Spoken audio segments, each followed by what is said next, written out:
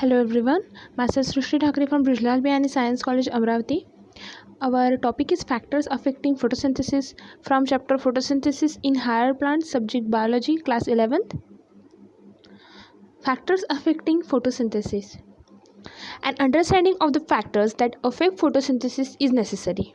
So, जो factors होते हैं, कुछ फैक्टर्स होते हैं जो फोटोसिंथेसिस को अफेक्ट करते हैं, वो हमें समझना यहाँ पर ज़रूरी होता है. The rate of photosynthesis is very important in determining the yield of plants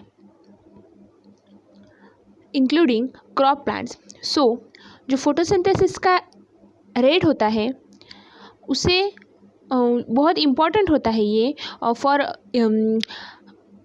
plants की ईल्ड के लिए. जैसे कि क्रॉप प्लांट्स होते हैं जिसमें से हमें कुछ मिलता है, ईल्ड मिलता है, उनके लिए ये रेट ऑफ फोटोसिंथेसिस इम्पॉर्टेंट होता है. Photosynthesis is under the influence of several factors. So photosynthesis के ऊपर बहुत सारे फैक्टर्स इफेक्ट करते हैं, जैसे कि both internal, that is plant, and external. So, the plant's factors include the number, size, age and orientation of leaves, mesophyll cells and chloroplasts, internal CO2 concentration and the amount of chlorophyll. So, दो factors होते हैं, एक internal यानी कि plant के अंदर का factor और एक external that is outer factor. So the plant factors जो होते हैं उसमें नंबर आता है, साइज़ आते हैं, एज आते हैं, लीव्स का ओरिएंटेशन आता है, मेसोफिल सेल्स आते हैं, क्लोरोप्लास्ट आते हैं, कार्बन डाइऑक्साइड का लीव्स में का जो प्लांट में जो कॉन्सेंट्रेशन होता है वो आता है, और क्लोरोफिल का अमाउंट भी आता है. ये सब इंटरनल फैक्टर्स में आते हैं. इंटरनल फैक्टर्स हम कहें या फिर सिर्फ फैक्टर्स कहें, द प्लांट और internal factors are dependent on the genetic predisposition and the growth of the plant. So ये जो इंटरनल फैक्टर्स होते हैं ये जेनेटिक प्रीडिस्पोजिशन, जेनेटिक पे ऊपर डिपेंड रहता है, और जो प्लांट की ग्रोथ होती है उसके ऊपर भी डिपेंड रहता है. The external factors would include the availability of sunlight, temperature, CO2 concentration and water. External factors में आता है सनलाइट, टेम्परेचर, कार्बन डाइऑक्साइड का कॉन्सेंट्रेशन, बाहरी कार्बन डाइऑक्साइड का concentration, water. As a plant photosynthesis all this factors will simultaneously affect its rate. So plant photosynthesis के दौरान ये जो सारे फैक्टर है वो प्लांट फोटोसिंथेसिस के रेट को अफेक्ट करते हैं. Hence, at any point, the rate will be determined by the factor available at suboptimal level. So, photosynthesis का रेट जो फैक्टर वहाँ पे अवेलेबल होते हैं एट सब ऑप्टिमल लेवल पर, उस पर डिपेंड रहता है, उस पर से डिटरमाइन होता है.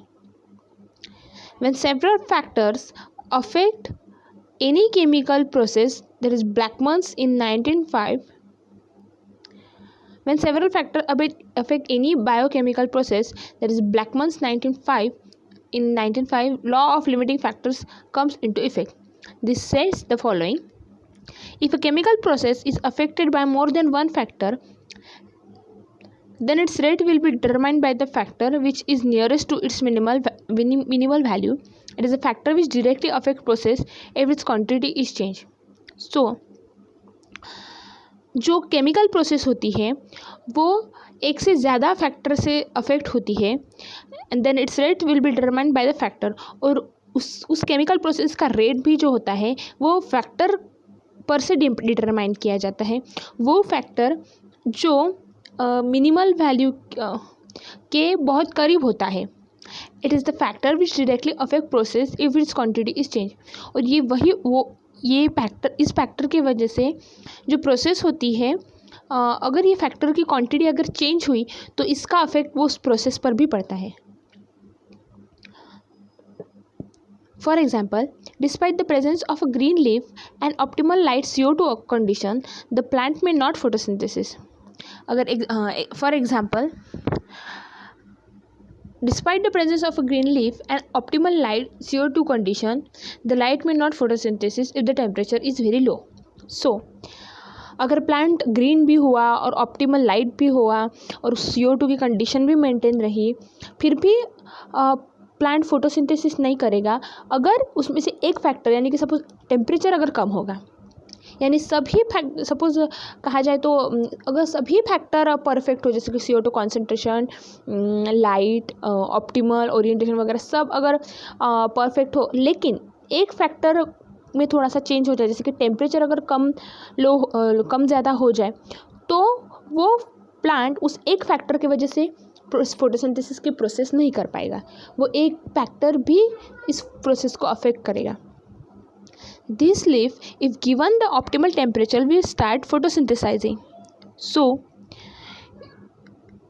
अगर उस लीफ को ऑप्टिमल टेम्परेचर मिल जाता है, फिर वो फोटोसिंथेसिस स्टार्ट करेगी। सो लाइट, ये हम फैक्टर अभी जो दिए गए हैं, लाइट और O2 का कॉन्सेंट्रेशन, वाटर वगैरह, ये सब हम अभी डिटेल में पढ़ेंगे। So light, we need to distinguish between light quality, light intensity and the duration of exposure to light. So हमें लाइट क्वालिटी, लाइट इंटेंसिटी और duration of exposure to light, इसमें हमें डिस्टिंग्विश करना है। लाइट की quality यानी उसकी जो क्वालिटी रहती है वो, लाइट कितने इंटेंसिटी का, मतलब कितने ज़्यादा इंटेंसिटी का, कितने कम इंटेंसिटी का है, और exposure to light. While discussing light as a factor that affect photosynthesis, जब हम फोटोसिंथेसिस के बारे में एक लाइट एज अ फैक्टर जो फोटोसिंथेसिस अफेक्ट करता है उसके बारे में अगर हम डिस्कस करने चाहें, तो हमें इन तीनों भी factor like light quality, intensity और एक्सपोजर टू लाइट, उन सभी बारे में डिस्टिंग्विश करना पड़ेगा। There is a linear relationship between incident light and CO2 fixation rates at low light intensity. So, incident light और CO2 fixation rate at low light intensity जब होती है, तब उनके बीच जो रिलेशन होता है वो लीनियर होता है। At higher light intensity gradually the rate does not show further increase as other factor limiting. So, अगर हायर लाइट इंटेंसिटीज हुई, अगर लाइट इंटेंसिटीज हायर हुई, तो सो जो रेट रहेगा वो शो नहीं होगा वहाँ के as a further increase, so further increase as factors limiting. So वो फैक्टर्स को लिमिट करेगा, इंक्रीज जो होने वाले फैक्टर है उसकी लिमिट कंट्रोल करेगा। जैसे अब हम यहाँ पर देख पा रहे हैं, यहाँ पे ग्राफ में, what is interesting to note is that light saturation occurs at 10% of the full sunlight. जो लाइट का इंटरेस्टिंग यहाँ पर एक बात ये है कि जो लाइट का सैचुरेशन होता है वो occurs at 10% of the full sunlight. Full sunlight में से उसे 10% ही लाइट का सैचुरेशन होता है। मतलब जब फुल लाइट जब 10%, मतलब जो लाइट 10% पर होती है तभी लाइट सैचुरेशन होता है। हेंस मतलब जो लाइट का सैचुरेशन होता है वो सिर्फ 10% होता है, इवन अगर फुल लाइट भी हो। मतलब यहाँ पर हम बताना चाहें कि अगर लाइट बहुत ज़्यादा फुल रही फिर भी लाइट का सैचुरेशन कम ही रहता है। ऐसा नहीं है कि बहुत ज़्यादा लाइट हुई तो वो सैचुरेशन भी लाइट का बहुत ज़्यादा करेंगे प्लांट्स, ऐसा नहीं होता। वो जितनी भी ज़्यादा फुल सनलाइट हो वो उसमें से सिर्फ और सिर्फ 10% ही लाइट का सैचुरेशन करता है। Hence except for plants in shade or in dense forest, light is rarely a limiting factor in nature.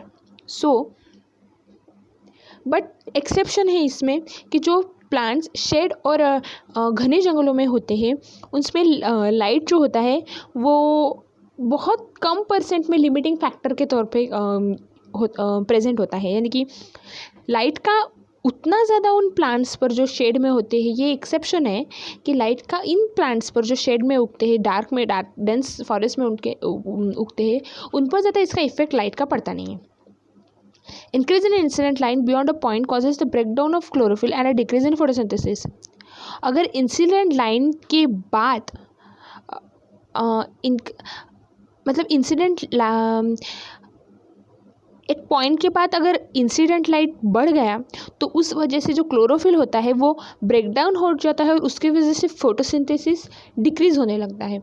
Suppose अगर एक पॉइंट है और उसके बाद भी अगर लाइट इंक्रीज हुआ तो वहाँ पर क्लोरोफिल ब्रेकडाउन हो जाता है, फोटोसिंथेसिस डिक्रीज हो जाती है। The second factor is carbon dioxide concentration. Carbon dioxide is the major limiting factor in photosynthesis. Carbon dioxide ये एक मेजर लिमिटिंग फैक्टर है फोटोसिंथेसिस की प्रोसेस में. The concentration of CO2 is very low in the atmosphere between 0.03 and 0.04%. Carbon dioxide का concentration low जब atmosphere 0.03 और 0.04% पर होता है तब कार्बन डाइऑक्साइड का कॉन्सेंट्रेशन एटमॉस्फेयर में बहुत कम होता है. Increase in concentration up to 0.05% can cause an increase in CO2 fixation rate. So अगर इसके बाद यानी कि 0.03 छोड़ के एंड 0.04% पे के बाद अगर वो 0.05% पे गया तब उस वजह से CO2 का फिक्सेशन ज़्यादा होता है. Beyond this the levels can become damaging over long periods. और अगर इससे भी ज़्यादा अगर बढ़ा तो वो उसके वजह से डैमेज हो सकता है. The C3 and C4 plants response differently to CO2 concentration. अब जो C3 और C4 प्लांट्स का जो रिस्पॉन्स होता है CO2 कॉन्सेंट्रेशन के लिए वो डिफरेंट होता है. यानी कि C3 प्लांट CO2 कॉन्सेंट्रेशन के लिए डिफरेंट रिस्पॉन्स देते हैं और C4 प्लांट डिफरेंट रिस्पॉन्स देते हैं. At low light condition neither group response to high CO2 condition. और जब लाइट लो होती है तो ना C3 plant CO2 condition high CO2 condition को रिस्पॉन्ड करता है ना ही C4 plant. At high light intensities both C3 and C4 plant show increase in the rate of photosynthesis. और जब मैंने क्या बताया कि लो लाइट अगर रहा तो ना C3 प्लांट CO2 कंडीशन को रिस्पॉन्ड देते हैं हाई CO2 कंडीशन को ना C4 प्लांट. लेकिन अगर लाइट की इंटेंसिटी हाई रही तब दोनों के दोनों plant C3 and C4 plant में जो रेट होता है फोटोसिंथेसिस का वो इंक्रीज हो जाता है. What is important to note is that the C4 plant shows saturation at above 360 μl 360 mu के बाद दिखाता है. while C3 responds to increased CO2 concentration and saturation is seen only beyond 450 mu. So C4 plant जो होते हैं वो 360 mu के ऊपर सैचुरेशन दिखाते हैं CO2 का. और C3 प्लांट जो है वो अगर CO2 कॉन्सेंट्रेशन इंक्रीज हुआ तो उसका जो सैचुरेशन है वो 450 म्यू के ऊपर दिखाता है. This current availability of CO2 levels is limiting to C3 plants. So जो C3 प्लांट के लिए जो अवेलेबिलिटी होती है कार्बन डाइऑक्साइड की वो लिमिटिंग रहती है. The fact that C3 plants responds to higher CO2 concentration by showing increased rate of photosynthesis leading to higher productivity. जो C3 प्लांट्स होते हैं जो CO2 के कॉन्सेंट्रेशन अगर हाई रहा तब रिस्पॉन्ड करते हैं by showing increase rate of photosynthesis leading to higher productivity. जो C3 प्लांट्स होते हैं वो बहुत ज़्यादा अच्छे से रिस्पॉन्ड करते हैं अगर CO2 का कॉन्सेंट्रेशन ज़्यादा रहा. उस वजह से क्या होता है कि फोटोसिंथेसिस का जो रेट होता है वो बढ़ जाता है जिस वजह से जो प्रोडक्ट उसमें से फोटोसिंथेसिस में से तैयार होता है उसका भी परसेंट बढ़ जाता है. And which has been use for some green house crops such as tomatoes and bell paper.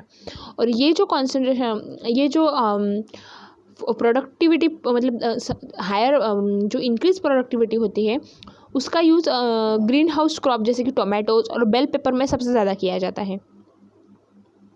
They are allowed to grow in carbon dioxide and rich atmosphere that leads to higher yields. So ये जो plants होते हैं उन्हें जिस condition में जिस atmosphere में सबसे ज़्यादा कार्बन डाइऑक्साइड होता है वहाँ पे इन्हें ग्रो किया जाता है जिस वजह से इनके जो यील्ड्स होते हैं वो बढ़ जाते हैं. जो प्रोडक्टिविटी होती है टोमेटोज़ की जो टोमेटोज़ की रेट होता है वो बढ़ जाता है. The third factor is temperature. The dark reaction being enzymatic are temperature control. जो डार्क रिएक्शन होते हैं एंजाइमेटिक होते हैं. Dark reaction being enzymatic are temperature control. जो डार्क रिएक्शन होते हैं जो एंजाइमेटिक बन जाते हैं वो टेम्परेचर कंट्रोल रहते हैं उनके वो टेम्परेचर के कंट्रोल में रहते हैं. Though the light reaction are also temperature sensitive they are affected to much lesser extent. जो लाइट रिएक्शंस होते हैं वो भी टेम्परेचर के साथ सेंसिटिव होते हैं. The C4 plants respond to high temperature and show high rate of photosynthesis, while C3 plants have much lower temperature optimum. जो C4 प्लांट्स होते हैं वो हायर टेम्परेचर को रिस्पॉन्ड देते हैं, जिनके वजह से हाई फोटोसिंथेसिस का रेट भी हाई होता है, जबकि जो C3 प्लांट्स होते हैं वो लोअर टेम्परेचर को रिस्पॉन्ड करते हैं. The temperature optimum for photosynthesis of different plants also depends on the habitat that they are adapted to. So, जो टेम्परेचर होता है फोटोसिंथेसिस के लिए डिफरेंट प्लांट्स का, वो प्लांट जिस हैबिटेट में रहते हैं उस पर भी डिपेंड करता है. यानी कि जो हम डेजर्ट के प्लांट्स का या डेजर्ट के प्लांट का जो फोटोसिंथेसिस का रेट होता है,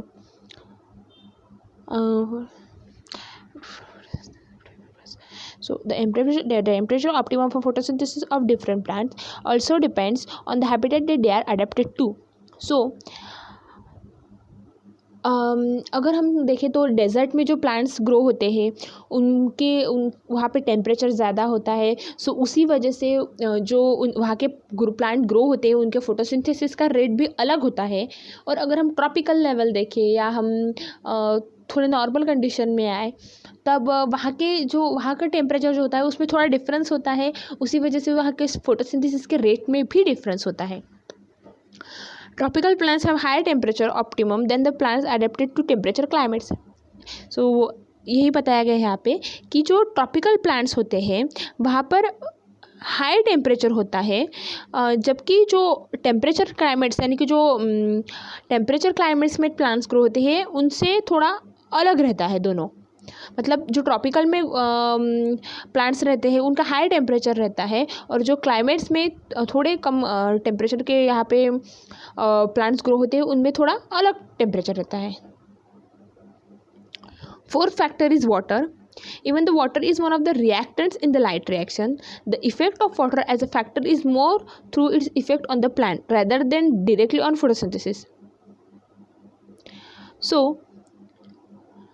जो वाटर है वो लाइट रिएक्शन में का एक रिएक्टेंट भी है, और जो वाटर का अफेक्ट होता है एज अ फैक्टर वो ज़्यादा होता है प्लांट पर rather than directly on photosynthesis. So जो वाटर का effect, water as a factor का जो इफ़ेक्ट होता है प्लांट पर वो थोड़ा ज़्यादा होता है, और इनका इफ़ेक्ट डायरेक्टली फोटोसिंथेसिस पर नहीं होता. Water stress caused the stomata to close, hence reducing the CO2 availability. So जो वाटर होता है, वाटर का अगर स्ट्रेस हुआ, वाटर का स्ट्रेस अगर तैयार हुआ तो जो स्टोमेटा होता है प्लांट में वो स्टोमेटा क्लोज हो जाता है, जिस वजह से जो CO2 की अवेलेबिलिटी होती है वो कम हो जाती है. Besides, water stress also makes leaves wilt, thus reducing the surface area of the leaves and their metabolic activity as well.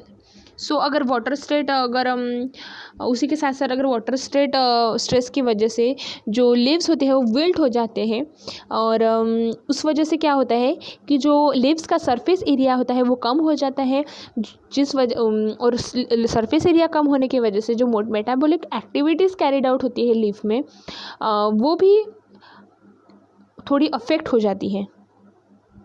Hope you have understand our topic. Thank you so much.